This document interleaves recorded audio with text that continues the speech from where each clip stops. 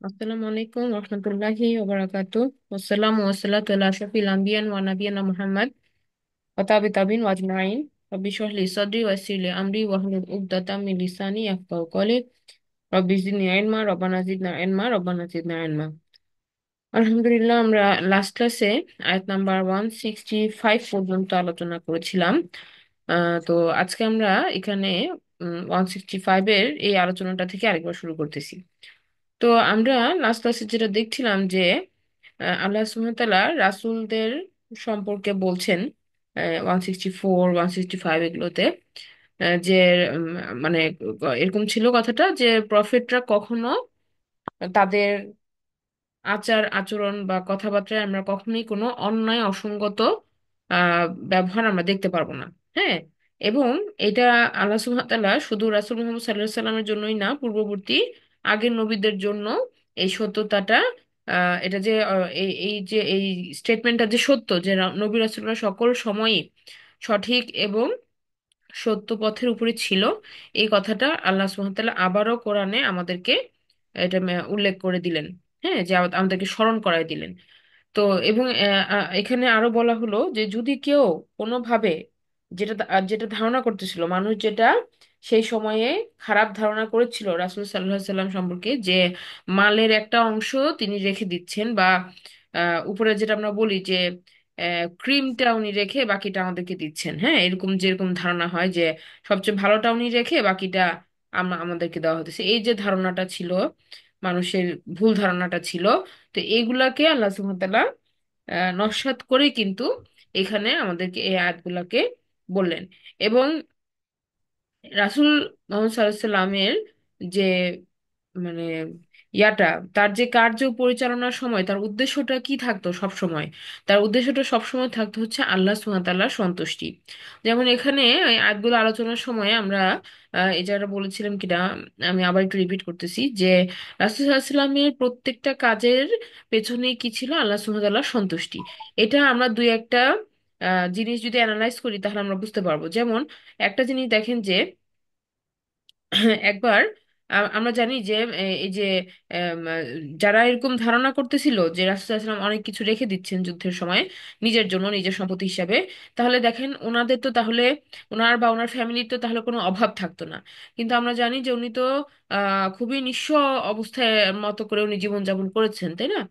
তো এমনও হয়েছে যে যে আম, সেই সময়ে তা কেউ একজন একটা খাসি এনে প্রফেসর সাল্লামকে হাদিয়া হিসাবে গিফট করলেন। তো তখন গিফট করলেন, তো এটা তো প্রফিটকে গিফট করা হয়েছে, উনি চাইলে এটা কনজিউম করতে পারতেন, তাই না? কিন্তু রাসূল সাল্লাম বললেন যে এটা পুরোটাই দান করে দিতে। তো এটা তার বাসাতেই রান্না হলো এবং মানুষের মাঝে কি করে দেওয়া হলো? দিয়ে দেওয়া হলো, ডিস্ট্রিবিউট করে দান করে দেওয়া হলো। তো রাসূল সাল্লাল্লাহু আলাইহি সাল্লাম ঘাড়ের দিকের মাংস উনি পছন্দ করতেন, তো আয়েশা রাদিয়াল্লাহু আনহা ওনার জন্য অল্প একটু মাংস আলাদা করে রেখেছিলেন। হ্যাঁ, যে রাসূল সাল্লাল্লাহু আলাইহি সাল্লাম উনি খাবেন। তো এবং তখন মানুষের খাওয়া বা স্পেশালি এই সময়টাতে তাদের খাওয়া এরকম ছিল যে তারা এক দুই কামড়ের বেশি কোনো কিছু খাইতেন না। হ্যাঁ, এক কামড় খাওয়া মানেই তাদের একটা লাঞ্চ হয়ে যাইতেছে, ব্যাপারটা এরকম ছিল। যেমন ওনারা খুরমাও কিন্তু দেখা যাচ্ছে যে একটা খুরমা খাচ্ছেন আর আর কিছু নাই সারাদিনে। তো এইভাবে তারা কিন্তু খুবই অল্প লিমিটেড ফুডে তারা কিন্তু সার্ভাইভ করতেন। তো এই যে এই পরিমাণ খাবার, তাহলে এতটুকু পরিমাণ মাংস রাখা হয়েছিল রাসূলুল্লাহ সাল্লাল্লাহু আলাইহি ওয়াসাল্লামের জন্য। তো আয়েশা রাদিয়াল্লাহু আনহা রেখেছিলেন। তো যখন প্রফেসর সাল্লাল্লাহু আলাইহি সাল্লাম ঘরে আসলেন, উনি জিজ্ঞাসা করলেন যে এটা কি হলো? হ্যাঁ, এই এই যে খাসিটা এটা কিভাবে ডিস্ট্রিবিউট হলো? তখন আয়েশা রাদিয়াল্লাহু আনহা বলছেন যে এটা পুরাটাই আল্লাহর রাস্তায় দিয়ে দেওয়া হয়েছে, এইটুকু ছাড়া। হ্যাঁ, ওনার জন্য যেটা রেখেছেন ওটা দেখায় বলতেছেন যে এইটুকু ছাড়া পুরাটাই আল্লাহর রাস্তায় দিয়ে দেওয়া হয়েছে। উনি বললেন যে না, ওই এইটুকুই তোমার রাসূল কমেন্টে এভাবে বললেন যে না, পুরাটাই গেইন হয়েছে, যেটুকু দিয়ে দেওয়া হয়েছে ওইটাই কি জমা হয়েছে আল্লাহর কাছে, এইটুকু ছাড়া এইটাই জমা হয় নাই। মানে ব্যাপারটা ওনারা উল্টা ভাবে চিন্তা করতেছেন, আমরা যেভাবে চিন্তা করি সেভাবে চিন্তা করেন। আমরা মনে করতেছি কি যে এটা তো আমি পাইলাম না, এটা তো এটা আমার থেকে লস হয়ে গেল। কিন্তু রাসূল সাল্লাল্লাহু আলাইহি ওয়াসাল্লাম ভাবতেছেন কি, ওনারা পুরাটাই আখিরাতমুখী চিন্তা করতেছেন যে না, যেটা আল্লাহর পথে চলে গেছে সেটাই আমার জন্য জমা হইলো, কাউন্ট হইলো। আর আমি দুনিয়াতে যা কনজিউম করলাম ওটা কি, এটা তো আমি এখানেই শেষ করে ফেলতেছি, এটা তো আমি সার্ভাইভালের জন্য আমি শেষ করতেছি, কিন্তু আমি তো এটা আমার আখিরাতের জন্য আমি জমা করিনি। এভাবে ওনারা চিন্তা করছেন। তাহলে এই সামান্য একটা এক্সাম্পল থেকে আমরা এই জিনিসটা বুঝলাম। আবার দেখেন, আমরা জানি যে যখন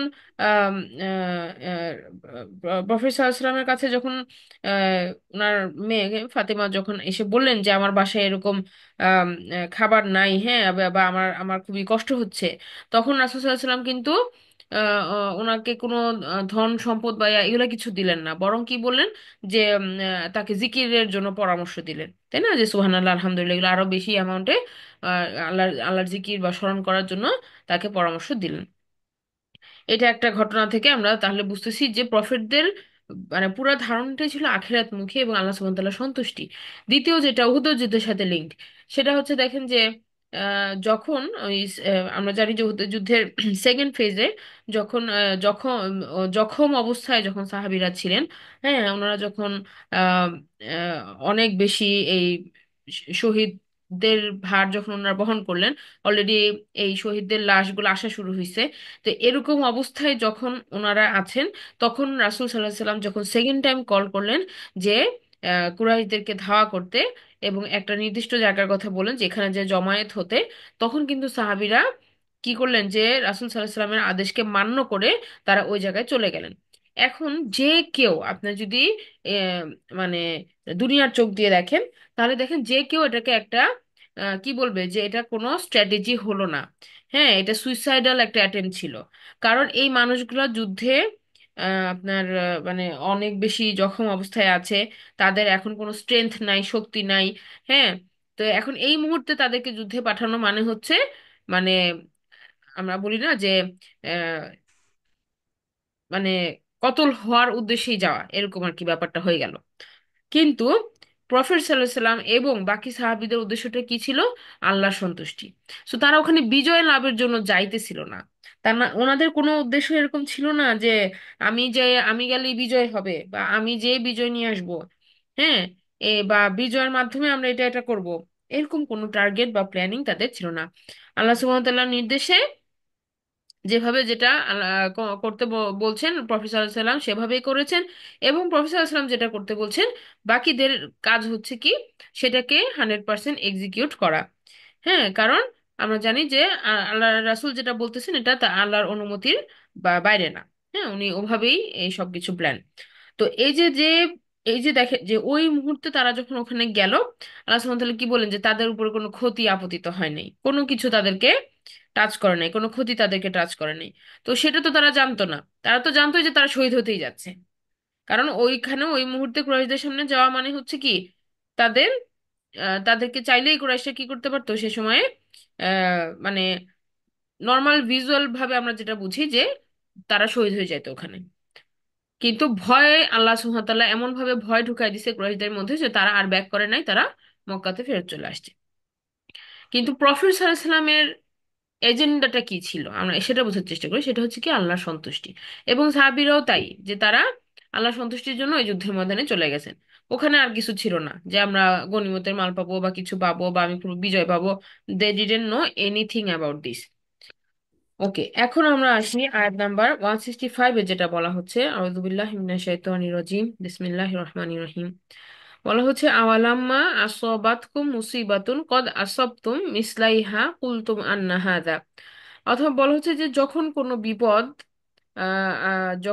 বিপদ এরকম আপতিত হয়, তখন তারা বলে যে এইটা কেন, হ্যাঁ, এটা কোত্থেকে আসলো, এই বিপদটা আসলো কোত্থেকে। কুল হুয়া মিন ইনদি আনফুসিকুম, আল্লাহ সুবহানাহু ওয়া তাআলা বলছেন যে এটা হচ্ছে তোমাদেরই হাতের কামাই, হ্যাঁ, তোমাদের নিজেদের কারণেই এটা আসছে। ইন্নাল্লাহা আলা কুল্লি শাইইন কদির, এবং আল্লাহ সুবহানাহু ওয়া তাআলা প্রত্যেক বিষয়ের উপরে সর্বশক্তিমান। এই আয়াতটাকে যদি আমরা একটু বুঝতে যাই, এখানে আমাদের দুইটা মানে বুঝতে হবে, দুইটা এক্সট্রিম পয়েন্ট আছে। একটা হচ্ছে যে আমরা যদি দুটো এক্সট্রিম পয়েন্ট এরকম যে কেউ কেউ আছেন যে আমরা হয়তো বিশ্বাসই করি না, একদল আছে যারা একেবারেই বিশ্বাস করি না, আরেকদল আছে যারা বিশ্বাস করি কিন্তু এক্সট্রিম একটা কন্ডিশনে আমরা সবকিছুকে নিয়ে যাই। হ্যাঁ, তো এরকম দুইটা এক্সট্রিমের থেকে আমাদেরকে বাঁচায় চলে নিজেদেরকে একটা ব্যালেন্স ওয়েতে এই আয়াতটা নিয়ে চিন্তা করতে হবে। হ্যাঁ, যেমন যেমন দেখেন এই যে কেউ কেউ আমরা যে এক্সট্রিমের, যেটা আমরা নন বিলিভার যারা, তাদের কথা যদি বলি, তারা মনে করেন যে সবকিছুই তাদের কন্ট্রোলে। হ্যাঁ, তারা ভাবতেছেন যে everything is in their control, and তারা তাদের ফিউচারটাকে নিজেরাই কি বিল্ড করতেছে। হ্যাঁ, এবং তারা চাইলেই সবকিছু তারা আহ কিনে নিতে পারবে, তারা চাইলেই সবকিছু হয়ে যাবে। এটা একদল যারা অবিশ্বাসী, তারা এভাবে চিন্তা করে। হ্যাঁ, যে তাদের যে উপরে যে একজন সৃষ্টিকর্তা আছে, তারও যে একটা প্ল্যানিং আছে, এগুলাতে তারা খুব একটা মানে হেডেক নাই, বা তারা এটা নিয়ে চিন্তা করে না বা বদার না। তো তাদের লাইফ তারা ডিজাইন করে এবং তারা ভাবে যে they are the controller of their life. এটা একটা এক্সট্রিম। দ্বিতীয় এক্সট্রিমিস্ট যারা মনে করেন তারা বিশ্বাসী, কিন্তু তারা প্রত্যেকটা জিনিসকে রিজনিং করার চেষ্টা করতেছে। যেমন মনে করেন যে সে সলাত আদায় করতেছে, সে আল্লাহর সন্তুষ্টি খোঁজার চেষ্টা করতেছে। আবার কিন্তু তার উপর যদি কোনো বিপদ হয়, তখন সে এটাকে লিঙ্ক করার চেষ্টা করতেছে যে কি কারণে এটা হইলো। যেমন মনে করেন কারো ফজরের সালাত মিস হয়ে গেল, আর যাওয়ার পথে সে রিক্সা থেকে মনে করেন পড়ে গেল, কোনো একটা কাজ মানে ধাক্কা খেয়ে সে পড়ে গেল। এখন সে ভাবতেছে যে ফজরের নামাজটা পড়ে নাই দেখে আল্লাহ তাকে শাস্তিটা দিছে। হ্যাঁ, সে নিজে নিজে ভেবেছে এগুলা, কিন্তু এই ঘটনাটা এরকম মানে এই যুক্তির কারণেই যে সে পড়ে গেছে এটা নাও হতে পারে। এবং এভাবে আল্লাহ সুবহানাহু ওয়া তাআলা কখনো কিন্তু মানুষকে মানুষকে এভাবে মানে প্যারালাইজ করেন না। করলে তো আমরা প্রতি মুহূর্তে আমরা ধরা খাবো, তাই না? আমাদের চলাফেরায় প্রত্যেক দিনই প্রতি মুহূর্তেই তো বহু বহু ভুল আছে। তো প্রত্যেকটার যদি আমরা এভাবে পানিশমেন্ট পাইতে থাকতাম, তাহলে আমাদের জীবনটা স্মুথ হইতো না। এইভাবে আল্লাহ সুবহানাহু ওয়া তাআলা আমাদেরকে ধরেন না, কিন্তু আল্লাহ সুবহানাহু ওয়া তাআলা অনেক ছাড় দিয়ে রাখেন, অনেক ক্ষমাশীল। তো এটা একটা একটা ঘটনা। আবার দেখেন মনে করেন যে কেউ মনে করেন যে কারোর সাথে ঝগড়া করলো বা একটু খারাপ ব্যবহার করলো, তারপর সে সিঁড়িতে নামার সময় পড়ে গেল। এখন সে ভাবতেছে যে ওই কারণেই তার এটা হয়েছে। তো এই যে রিজনিংটা, এটা আসলে আল্লাহ সুবহানাহু ওয়া তাআলা তো আমাদেরকে ব্যাখ্যা করেন নাই। সো আমরাও এটাকে কোনো কিছুর সাথে এভাবে লিঙ্ক করব না। এটা একটা যে মুসিবত যখন আপতিত হবে, তখন ইমানও রাখতে হবে, অ্যাট দ্য সেম টাইম কি আমাকে সবরও করতে হবে। এই দুইটা জিনিসকে ব্যালেন্স করে এম, চলতে হবে। আমরা কখনো এভাবে ভাববো না যে এটা we are the only reason, যে আমার দোষেই সব হয়েছে বা আমার কারণেই সব, আমি দোষী। এই ব্যাপারটা ঠিক এখানে এভাবেও বলা হয়নি। আবার সবগুলা যে আমার কোনো দোষ নাই, আর তারপরও আমার সব হচ্ছে, এই ব্যাপারটাও সঠিক না। এটার মাঝে একটা ব্যালেন্স আছে। যেমন ওই যে আমরা বললাম যে মনে করেন যেটা আমি বললাম যে ফজরের সালাত পড়লাম না, তারপর আমি পড়ে গেলাম। তো এখানে মিস্টেক আরো কিছু ছিল। যেমন হইতে পারে আমি মোবাইল দেখতে দেখতে নামতেছিলাম, হইতে পারে আমি অন্য কিছু চিন্তা করতেছিলাম, আমি আমার সিঁড়িটার দিকে তাকাই নাই, সো একটা আমার স্টেপ মিস হয়ে গেছে, তখন আমি পড়ে গেছি। তো এই যে ব্যাপারগুলা যে আমার কোনো না কোনো ফুল ফল্ট তো ছিলই এই ঘটনাটার পেছনে। হ্যাঁ, তবে এটাকে অন্য কিছুর সাথে লিঙ্ক করা যাবে না। মানে প্র্যাকটিক্যাল চিন্তা করতে হবে আমাদেরকে যে প্র্যাকটিক্যালি কি কারণে এই অ্যাক্সিডেন্টটা হইতে পারে, এভাবে। আবার যেটা বলছিলাম যে আহ, মাথা থেকে চলে গেল এখন, যে ও যেটা এখানে বলা হলো যে আহ, এই যে কুল হুয়া মিন ইনদি আনফুসিকুম, যে এটা এই যে বিপদ যখন আসে সেটা নিজেদের হাতের কামাই, এটা আরেকভাবে চিন্তা করেন যে মনে করেন যে আমরা ঢাকা সিটিতে যখন আমরা থাকি, আমরা কি করতেছি, আমরা আমাদের ড্রেনেজ সিস্টেমটা ইমপ্রপার। আমরা নিজেরাই এটাতে ময়লা ফেলে ফেলে ব্লক করে ফেলি, আমরা পলিথিন জাতীয় সাবস্টেন্স বা অন্যান্য জিনিসগুলোকে আমরা ডাম্প করি। তো এগুলাই কি হয় যে যে বিভিন্ন জায়গায় ক্লগ হয়। তো আমরা ড্রেনেজ সিস্টেমটা আমরা ঠিক মতো মেনটেন করি না।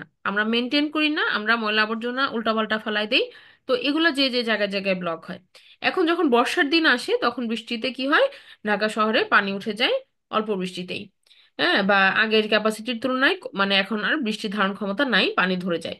তো এই যে ব্যাপারগুলো এখন হচ্ছে, এটা তো আমাদের দোষ, ঠিক কিনা? এখানে কিন্তু এটা আমাদের কামাই। আমরা মিসম্যানেজমেন্ট করেছি বা আমরা প্রপার ম্যানেজ করতে পারি নাই, আমরা একটা শহরকে যেভাবে প্ল্যান করে করা উচিত সেই জিনিসগুলো আমরা করতে পারিনি। বা রেইন সিজন আসার আগে যে মেজারগুলো নেওয়ার কথা ছিল সেগুলো আমরা নেইনি। তো এই যে আমাদের আমাদের ফলসের কারণে দেখা যাচ্ছে কি আমরা ভুক্তভোগী হচ্ছি। আমরা গাছ কেটে ফেলতেছি, উজাড় করে ফেলতেছি, তার ফলশ্রুতিতে কি হচ্ছে যে এত সব পরিবেশ দূষণ, বা পরিবেশের এত পরিবর্তন, এই যে টেম্পারেচার চেঞ্জ, এই সবগুলো জিনিস এখন আমরা ফেস করতেছি। তো এগুলো তো আমাদের কারণে হয়েছে, গ্র্যাজুয়ালি ওভার দ্য টাইম হয়েছে। হ্যাঁ। তো এই যে এই জিনিসগুলো আমাদেরকে মানতে হবে, প্র্যাকটিক্যালি নিজের যেটা দোষ সেটা খুঁজতে হবে। যেমন আরেকটা এক্সাম্পল এখানে আছে যে আদম আলাহিসাল্লাম যখন উনি যখন প্রথম আল্লাহর আদেশকে অমান্য করলেন এবং ওই নিষিদ্ধ গাছের ফলটা যখন খেয়ে ফেললেন, তখন কিন্তু আদম আলাহিসাল্লামকে আল্লাহ সুবহানাহু ওয়া তাআলা কি করেছিলেন, ওনার কালিমার মাধ্যমে শিখাই দিয়েছিলেন যে কিভাবে উনি ক্ষমাটা চাবেন। আমরা যেটা পড়ি রব্বানা যালামনা আনফুসানা, আমি জুলুম করেছি আমার নফসের উপরে। কিন্তু আমরা সবাই জানি এই ঘটনাতে যে শয়তান তাকে ওয়াসওয়াসা দিয়েছিল, ঠিক কি না? আমরা সবাই কি জানি যে শয়তান তাকে ওয়াসওয়াসা দিয়েছিল। বাট স্টিল উনি কি দোয়া করতেছেন যে রব্বানা যালামনা আনফুসানা, আমি আমার নফসের উপর জুলুম করছি। তো উনি তো বলতে পারতেন যে আল্লাহ শয়তান আমাকে ওয়াসওয়াসা দিছে, তো তুমি ওকে পানিশমেন্ট দাও। উনি কিন্তু দোয়াটা এভাবে বলেন নাই। সো উনি ওই দিকে যাওয়া, মানে ওইটা আছে, ওটা কন্টিনিউয়াসই আছে, ওয়াসওয়াসা তো আছেই শয়তানের। প্রত্যেককে আদম আলাহিস সাল্লামের সময়ও ছিল এবং আমাদের জন্য আছে। বাট ওইটা দোষ ধরে আরেকজনের ঘায়ে দোষ ঢেলে আমি আমার যে রেসপন্সিবিলিটি সেটা থেকে আমি মুখ ফিরাতে পারবো না। যেমন আদম আলাহিস সাল্লাম এটা খুব ভালোভাবেই বুঝছেন যে আচ্ছা শয়তানের কাজ শয়তান করছে, কিন্তু আমার তো উচিত ছিল আল্লাহর আদেশটা মেনে চলা, বা আমার উচিত ছিল এখানে আমার মাথা আরো খাটানো, শয়তানের ট্র্যাপে না পড়া। সো উনি দোয়াটা করতেছেন নিজের ভুলটা স্বীকার করে, যে আমি আমার উপর জুলুম করেছি। এবং তার তার দোয়ার মধ্যে কোথাও কিন্তু মেনশন নাই যে বাই দা উইসপার অফ শয়তান, যে শয়তানের ধোকায় পড়ে আমি এই কাজ করেছি, এটা এভাবে উনি কখন বলেনও না। আল্লাহ সুবহানাহু ওয়া তাআলার যে আমাদেরকে যে গিভেন দোয়াগুলা, এখানে আমরা কিন্তু ওরকম স্টেটমেন্ট দেখি না। তার মানে কি, নিজের ভুলগুলাকে খোঁজার জন্য কাজ করতে হবে যে আমার কি ভুল ছিল, আমি কি কি কাজ করছি, হ্যাঁ, বা আমি এখানে এইটাতে কিভাবে আসলাম। এই যে সেলফ রিজনিং বা নিজের সোলকে সার্চ করা, সোল সার্চ করা, যে রেকটিফাই করার জন্য যে আমার কি ভুল, আমার আমার কি দোষ, আমি কি করতেছি। হ্যাঁ, এইটা। আর আশেপাশের পরিবেশকে আমরা অনেক সময় দোষারোপ করি যে এই পরিবেশের জন্য আমার এরকম হয়েছে, আমাকে এ শিখায় নাই, আমার মা বাবা করেছে, এই করেছে, আমরা টিচার এরকম। আমরা আমরা মানুষের উপর দোষ চাপাইতে আমরা বেশি মানে ইয়া করি, স্বাচ্ছন্দ্য বোধ করি। কিন্তু আমরা নিজেরা যে কেন পারলাম না, বা আমার নিজেরা কিভাবে এখানে আমি রোল প্লে করতে পারতাম, এই জিনিসগুলোকে আমরা কি করি, আমরা গ্রাহ্য করি না।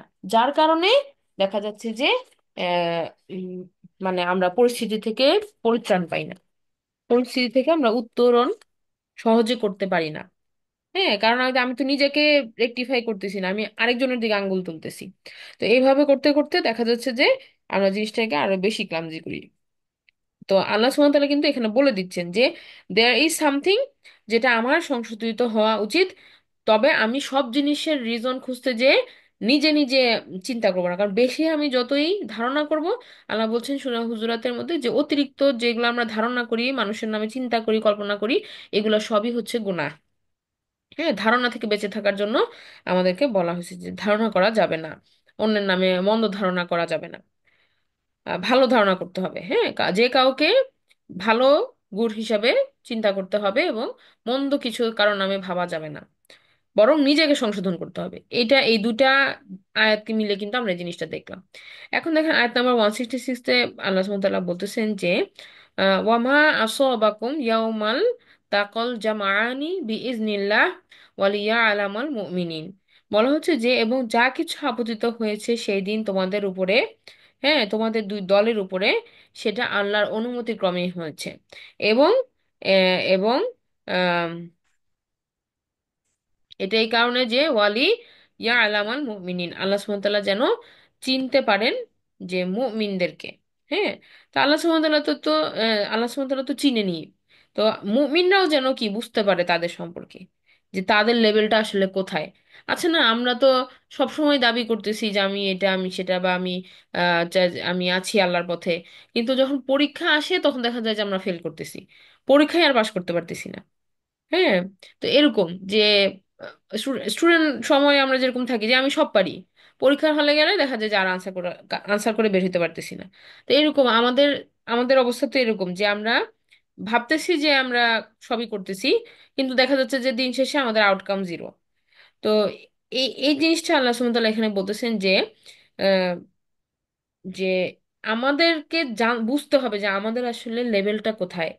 হ্যাঁ, যেমন নিজের সম্পর্কে উচ্চ ধারণা না করে যখন আমি আসলে ওই পরীক্ষার মুহূর্তগুলোতে আমি কিন্তু নিজেকে চিনতে পারি যে আমার লুপ হোলটা এখানে, আমার মৃত্যু ভয় বেশি, আমার লোভ বেশি, আমার এটা বেশি, বা এই যে আমি নিজেকে চিনলাম বিপদে পড়ে, যে আমি এই কারণে বিপদে পড়ছিলাম, আমি লোভ করছিলাম দেখে আমি বিপদে পড়ছিলাম। হ্যাঁ, বা আমি ভয়ে পালাই গেছিলাম। হ্যাঁ, তাহলে আমার মৃত্যু ভয় বেশি।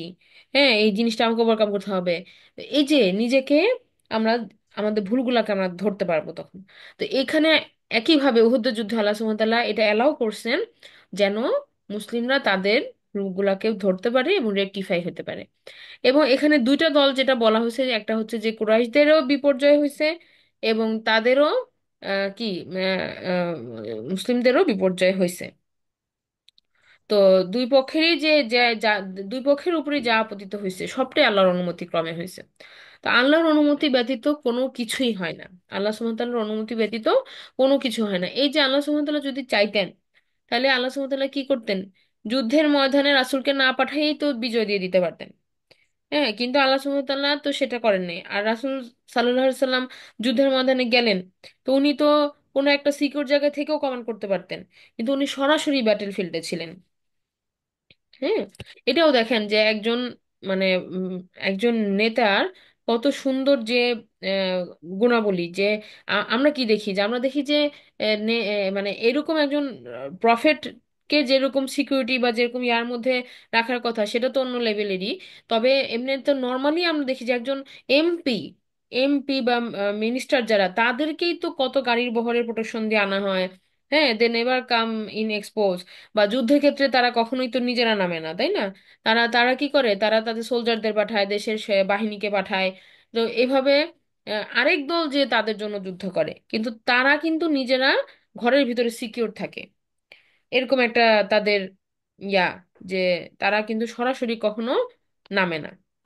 যে দেশের কথাই আপনি বলেন, সব দেশের পৃথিবীতে ভিআইপি যারা, এরা কিন্তু নিজেরা ব্যাটেল ফিল্ডে নামে না, বরং এরা অন্য মানুষকে দিয়ে যুদ্ধটা করায়। কিন্তু এখানে আমরা দেখতেছি কি যে রাসূল সাল্লাল্লাহু আলাইহি ওয়াসাল্লাম স্বয়ং যুদ্ধের ক্ষেত্রে উপস্থিত থেকে উনি ইনজুর্ড হয়েছেন। উনি উনিও লিড করেছেন। হ্যাঁ, ওনার ভূমিকাটা এখানে অনন্য ছিল। হ্যাঁ, তো এই যে এর, এই রোল প্লেটা, এটার মধ্যে উনি যে জখম হয়েছেন, ওনার যে এরকম মারাত্মকভাবে উনি ওনার মুখে অবয়বটা যে মারাত্মকভাবে জখম হয়েছে, হ্যাঁ, এবং বহুত রক্তক্ষরণ হয়েছে, এই জিনিসগুলা যে যে ঘটেছে, এটা আল্লাহর অনুমতি ক্রমে। হ্যাঁ, আল্লাহ সুবহানাহু ওয়া তাআলা চাইলে এক মালাইকা দিয়েই পুরা মানে ঘটনা চিত্র উল্টায় দিতে পারতেন, বাট আল্লাহ সুবহানাহু ওয়া তাআলা পারমিট করছেন এটা হওয়াটা। হ্যাঁ, কেন? সেটা তো আল্লাহ বলেই দিয়েছেন কেন। হ্যাঁ, যে to know the level of মুমিনদের লেভেল গুলা জানার জন্য, কে কোন লেভেলে আছে। এটা পরীক্ষা ছাড়া কি, পরীক্ষা ছাড়া কেউ কখনো সার্টিফিকেট পায়? সেরকম পরীক্ষা ছাড়া আহ আল্লাহ সুবহানাহু ওয়া তাআলা যাচাই না করে তো আমাদেরকে রিওয়ার্ড দিবেন না, যাচাই করেই রিওয়ার্ড দিবেন। আচ্ছা, তারপরে বলা হচ্ছে যে আয়াত নাম্বার 167-এ, ওয়ালিয়া আলাম আল্লাযিনা নাফাকু, এবং এই কারণে যেন তিনি জানতে পারেন যে কারা হচ্ছে হিপোক্রেটস। নাফাকু মানে কারা হচ্ছে মুনাফিক, কারা হচ্ছে হিপোক্রেটস। ওয়াকিল আলাহুম তাআলাও, এবং ইট ওয়াজ সেড টু দেম, যখন তাদেরকে বলা হলো তাআলাও, হ্যাঁ, যে তোমরা আসো, কাতিলু ফি সাবিলিল্লাহ, তোমরা এসে যুদ্ধ করো আল্লাহর পথে, উইদ ফাউ, অথবা তোমরা কি করো, প্রতিরোধ করো। অ্যাটলিস্ট তোমরা থেকে তোমরা যুদ্ধ করো অথবা তোমরা প্রতিরোধ স্বরূপ এখানে দাঁড়াও। কলু, তারা বলল, লাউ না আলামু কিতালাল লাত্তাবানাকুম, তারা বলল যে আমরা যদি জানতাম যে যুদ্ধ হবে, তাহলে আমরা তোমাদের সাথে থাকতাম। এই আয়াতটা নিয়ে মুফাসসিরদের মধ্যে অনেক রকমের ব্যাখ্যা আছে। এটা কারা বলতেছে আমরা কি ধরতে পারছি? এটা হচ্ছে সেই 300 জনের বাহিনী বলেছিল, যারা কিনা যুদ্ধ শুরু হওয়ার আগেই রাসূল সাল্লাল্লাহু আলাইহি ওয়াসাল্লামকে রেখে তারা ব্যাক করে মদিনাতে ফিরে গেছে। হ্যাঁ, তো যে মুনাফিকদের যে দলটা, হ্যাঁ, তো চলে গেছে, তাদের কথাটা আল্লাহ সুবহানাহু ওয়া তাআলা এখানে স্টেট করলেন। উহুদের যুদ্ধের সময়ে 300 জন লোককে নিয়ে যে সরে গেল, তাদের কথাটা এখানে বলা হচ্ছে। যে তারা কি বলছিল, তারা বলছিল যে আমরা যদি জানতাম যুদ্ধ হবে তাহলে না তোমাকে ফলো করতাম। এভাবে করে তারা বলছে। হুম লিল কুফরি ইয়াউমা ইজিন আকরাবু মিন হুম লিল ঈমান। আল্লাহ সুবহানাহু ওয়া তাআলা বলতেছেন যে সেদিন তারা কুফুরেরই বেশি কাছে ছিল। হ্যাঁ, ইমানের ইমানের থেকে সেদিন তারা কুফরের কাছে বেশি ছিল, মানে ওদের হার্টের মধ্যে কুফরিটা বেশি ছিল সেই দিন। ইয়াকুলুনা বিআফওয়াহিহিম মা লাইসা ফি কুলুবিহিম। এবং তাদের মুখ যে কথাগুলো বলতেছিল তাদের হার্টের মধ্যে সেগুলো ছিল না। হ্যাঁ, হার্টের মধ্যে আরেকটা ছিল, মুখে তারা আরেকটা বলতেছিল। মুনাফিকি আচরণ তো এরকমই। হ্যাঁ, যে অন্তরে একটা মুখে একটা বলতেছে। আল্লাহু আ'লামু বিমা ইয়াকতুমুন।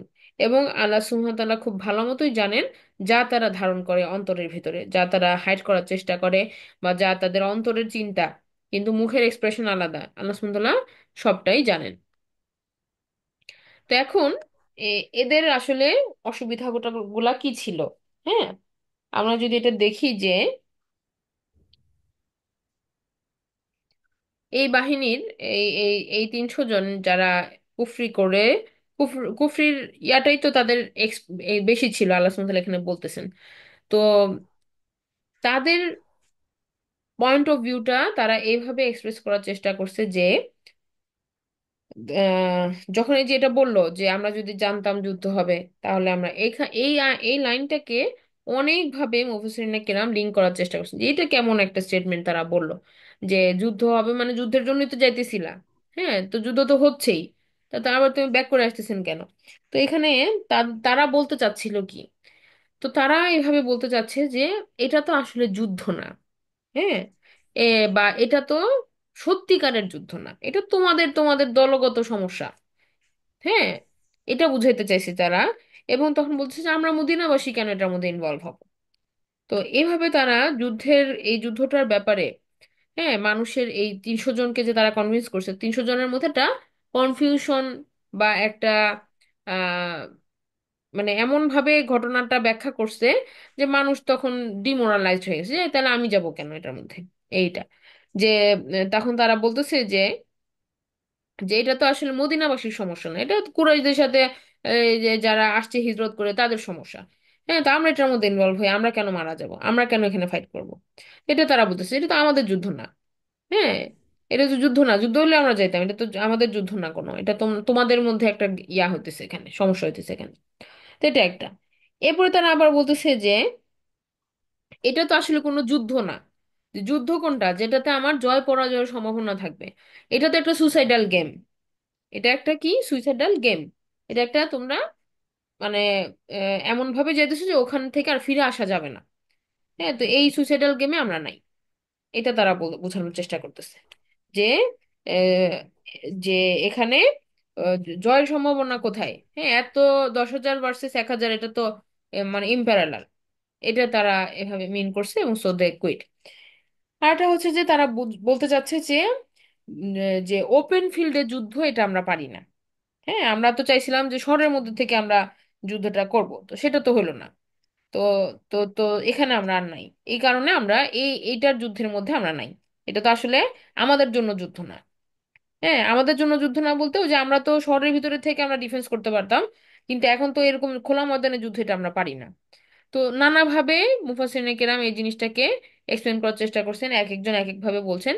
তো তাদের যে আসল পয়েন্ট অফ ভিউটা ছিল, তারা একটা এক্সকিউজ দাঁড় করাইছে সেদিন যুদ্ধের ময়দানে, একটা এক্সকিউজ দাঁড় করাইছে নট টু ফাইট, ফাইটটা না করার জন্য, বা যুদ্ধে অংশগ্রহণ না করার জন্য তারা এই এক্সকিউজটাকে কাজে লাগাইছে। ঠিক আছে, এই এক্সকিউজটা মানুষের মধ্যে ছড়াই দিছে এবং অনেক যারা দুর্বল ইমান ছিল তাদের ইমান থেকে দূরে সরাই দিছে, এবং তারা ব্যাক করছে রাসূলকে একা রেখে। তো এরপরে আল্লাহ সুবহানাহু ওয়া তাআলা বলতেছেন যে তাদের মুখ যা বলে তাদের অন্তরে সেটা নাই। কারণ মুখে যে তারা এগুলো বলল, আসলে তো তারা জানে যে ঘটনাটা কি। তারা তারা যুদ্ধে অংশগ্রহণ করবে না। তারা মনস্থির করে ফেলছে।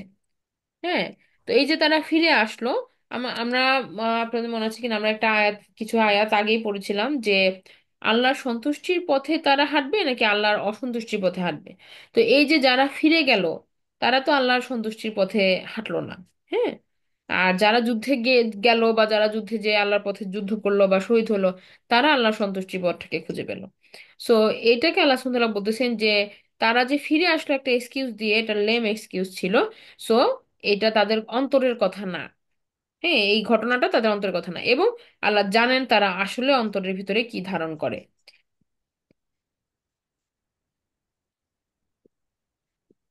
আচ্ছা, আয়াত নাম্বার 160 এটা বলা হতেছে যে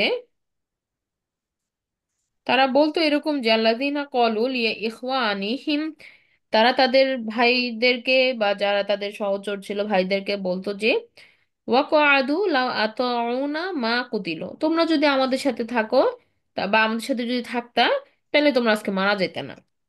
হ্যাঁ, কুল ফাদরাউ আন আনফুসিকুমুল মাউতা ইন কুনতুম সাদিকিন। তাদের এই যে একটা কথা, যে তারা যে সবার মধ্যে এরকম বলার চেষ্টা করতেছিল যুদ্ধক্ষেত্রে, যে আমাদের সাথে যদি ময়দানে থাকতা না, ময়দানে না যেয়ে যদি আমাদের সাথে ঘরে থাকতা বা ব্যবসা বাণিজ্যের কাজে থাকতা, তাহলে তো আজকে এইভাবে মরে যেতে হতো না। তো এই কথাটা কারা বলতেছে? ওই মদিনাতে কিন্তু ওই সময়ে অনেক মানুষ ছিল, অনেক মানুষ ছিল, বা মুসলিমও কম্পারেটিভলি অনেকজনই ছিল। কিন্তু যুদ্ধের জন্য গেছে কয়জন? মাত্র নিয়ার অ্যাবাউট 1000, 1000-এর মতো মানুষ গেছে। তো বাকিরা যায় নাই কেন? তারা কিন্তু ওই যুদ্ধে পার্টিসিপেট করে নাই, করার জন্য তাদের কোনো ইচ্ছা ছিল না। তো তখন তারা বাকি যারা গেছে তাদেরকে উল্টা কি করতেছে, ডিমোটিভেট করে বলতেছে আমাদের সাথে থাকলেই তো তুমি হয়তো, তোমার ওখানে যাওয়ার অনেক মানুষ আছে। হ্যাঁ, তুমি না গেলেও হবে, ওখানে যাওয়ার আরো মানুষ আছে, তুমি আমাদের সাথে থাকলে মরবা না। তো এই যে লেম কথাবার্তা যেগুলো আমরা সাধারণভাবে এক্সকিউজ হিসেবে দেওয়ার চেষ্টা করি, যে আরে তুমি না গেলেও হবে, আরো মানুষ আছে, ও যাবে না, এইভাবে যে বলতেছি বা এইভাবে যে ওরা বলতেছে একজন আরেকজনকে। তো সেই ক্ষেত্রে এই কথাটা যে তুমি মরতা না, যুদ্ধে না যদি বাঁচে থাকতা, যদি আমাদের সাথে থাকতা, এই যে স্টেটমেন্টটা, এইটা একটা মানে আহ, মানে এটা একটা এমন একটা অসত্য কথা বা মিথ্যা কথা যে আল্লাহ সুবহানাহু ওয়া তাআলা এটার অপোজ করলেন। আল্লাহ সুবহানাহু ওয়া তাআলা এটা তুলে ধরলেন কোরআনের আয়াতে, এবং বললেন যে রাসূল সাল্লাল্লাহু আলাইহি সাল্লামকে বলার জন্য, কুল আপনি বলুন, ফাদরাউ আন আনফুসিকুমুল মাউতা, যে ইন কুনতুম সাদিকিন, তোমরা ঠেকাও দেখি তোমাদের মৃত্যুকে, যদি তোমরা আসলেই সত্যি কথা বলে থাকো। আবার ঘরের মধ্যে বসে থাকলে কি মৃত্যু হবে না এমন কোনো গ্যারান্টি আছে? হ্যাঁ, মানুষ তো ডেথ হইতেছে, হার্টটা স্টপ হলেই তো মানুষ মরে যায়। হ্যাঁ, মানুষের হার্টবিটটা বন্ধ হয়ে গেলে তো, আল্লাহর হুকুমে বন্ধ হয়ে গেলেই তো মানুষ নাই। হ্যাঁ, তো কত কিছুই তো হইতে পারে, ঘরের মধ্যে পড়ে যেও তো মানুষ মারা যেতে পারে, ঘরের ছাদ ভেঙে পড়েও তো মানুষ মারা যেতে পারে। হ্যাঁ, তো ঘুমের মধ্যে মানুষ মারা যেতে পারে, অনেক কিছুতেই মানুষের মৃত্যুর তো আসলে সবটাই আল্লাহর হাতে। তো এখানে যখন মানুষ এটা বলতেছে, তখন আল্লাহ সুবহানাহু ওয়া তাআলা এইভাবে জবাবটা দিতে বলছেন যে তুমি ঠেকাও দেখি, যদি তুমি আসলেই সত্যবাদী হয়ে থাকো, নিজেদের উপর থেকে মৃত্যুকে সরায় দাও দেখি। হ্যাঁ, যদি তুমি সত্যবাদী হয়ে থাকো, যে তুমি মরবা না ঘরে থাকলে, এই কথাটা কতটুকু সত্যি, এটা আল্লাহ সুবহানাহু ওয়া তাআলা এখানে তাদেরকে বলেন। এবং তারপরে বলতেছেন ওয়ালা তাহসাবান্নাল্লাযীনা কুতিলু ফি সাবিলিল্লাহি আমওয়াতা। হ্যাঁ, আমাদেরকে আল্লাহ সুবহানাহু ওয়া তাআলা বলতেছেন যে তোমরা কখনোই ভাববা না যে যারা আল্লাহর পথে মারা গেছেন তারা মৃত। বাল আহইয়াউন ইনদা রাব্বিহিম ইউরজাকুন, বরং তারা হচ্ছে কি আল্লাহর কাছ থেকে স্পেশাল রিজিক প্রাপ্ত, স্পেশাল রিজিক প্রাপ্ত তারা আল্লাহর তরফ থেকে। তো এইখানে আল্লাহ সুবহানাহু ওয়া তাআলা ওই বলতেছেন যে এই যে মারা যাওয়া বা মারা যাওয়ার পরে তারা কষ্ট পেয়েছে বা তারা যে শহীদ হয়েছে, এটা আমরা যেভাবে চিন্তা করি, আসলে এটা এরকম না। বরং যারা শহীদ হয়, আল্লাহ সুবহানাহু ওয়া তাআলা তাদেরকে মৃত বলতেই মানা করছেন। যে যারা শহীদ হয়েছে তাদেরকে কি বলছেন, যে তোমরা ভাববা না যে ওরা মৃত, মরে গেছে আর নাই। মরে যাওয়া বলতে আমরা কি বুঝাই, যে ডিসকন্টিনিউ হয়ে গেছে লাইফটা। হ্যাঁ, যে সে সে তার আর কোনো কিছু নাই, সে তো মরেই গেছে, আমরা এভাবে বলি। কিন্তু আসলে আল্লাহ বলছেন কি, যে না, তোমরা যেভাবে ভাবতেছো তাদের জন্য এটা প্রযোজ্য না। তারা রিজিক প্রাপ্ত এবং তৎক্ষণাৎই রিজিক প্রাপ্ত। আমরা যেমন জানি কি যে বারজাখ পিরিয়ডে মানুষ ঘুমন্ত অবস্থায় থাকবে কবরের মধ্যে, তারপরে যখন কিয়ামত হবে তখন তার বিচার হবে হবে। হ্যাঁ, এই যে একটা মানে কন্ডিশন। তবে বার্জাক পিরিয়ডেও কি যারা গুনাহগার তাদের আযাব হইতে থাকে, আর যারা ভালো তাদেরকে আল্লাহ সুবহানাহু ওয়া তাআলা একটা প্রশান্তির ঘুম দিয়ে দেন। বাট এইখানে যারা শহীদ তাদেরকে আল্লাহ সুবহানাহু ওয়া তাআলা স্পেশালি বলতেছেন যে তারা কি রিজিক প্রাপ্ত। তো রিজিকটা অনেক মুফাসসিরিনে কেরাম বলছেন যে তারা মৃত্যুর পরপরই তারা রিজিক প্রাপ্ত হয়ে যায়। হ্যাঁ, মানে তারা মোর অ্যাওয়ার্ডটা পেয়ে যায়, এবং তারা তারা দুনিয়ার মানুষকে তারা অবজার্ভ করে এবং তারা দেখে যে কে ভালো করতেছে, হ্যাঁ, আর কে পিছায় যাচ্ছে, এগুলো তারা দেখতে পায়। এবং তখন যারা ভালো করতেছে তাদেরকে ওরা ওখান থেকে খুব বাহবা দিতে থাকে যে হ্যাঁ তুমি তুমি ভালো করতেছো, তুমি, আমরা তোমার জন্য ওয়েট করতেছি, তুমি, হ্যাঁ, মানে তুমি আরো এনকারেজ করার চেষ্টা করো ওখান তো। যদিও that that doesn't come to us, ওটা তো ওরকম আমরা তো আর শুনি না ওদের কথা, বা তাদেরকে আমরা ওটা তো আর আমরা বুঝি না। কিন্তু আল্লাহ সুবহানাহু ওয়া তাআলা এভাবে করেই তাদেরকে কি করে রাখছেন, একটা লাইফের মধ্যে রাখছেন, তাদেরকে রিজিক দিয়ে রাখছেন। সো তারা আসলে মৃত্যু হয়ে যেরকম ডেড হয়ে যাবে বা ডিসকন্টিনিউ হবে এরকম হয় না, তারা স্পেশাল ভাবে রিজিক প্রাপ্ত।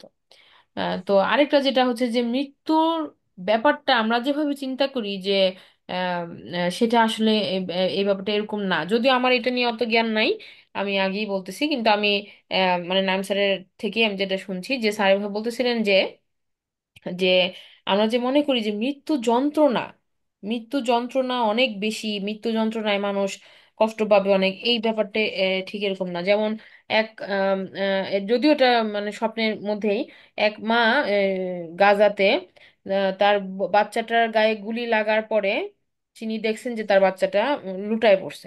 তো মা, তো উনি তো ওই সন্তানের এরকম সামনে করুণ মৃত্যু উনি নিতে পারেন, উনি আল্লাহর কাছে কাঁদতেছেন এবং মানে অনেক উনি মানে অশ্রু ঝরাচ্ছেন এবং আল্লাহর কাছে দোয়া চাচ্ছেন। তো একদিন তিনি এরকম স্বপ্নে দেখলেন যে তার সন্তানকে উনি দেখলেন। হ্যাঁ, তখন উনি জিজ্ঞেস করলেন যে বাবা তুমি কি সেদিন খুব কষ্ট পাইছিলা, তোমার কি খুব কষ্ট হয়েছিল মৃত্যুর সময়?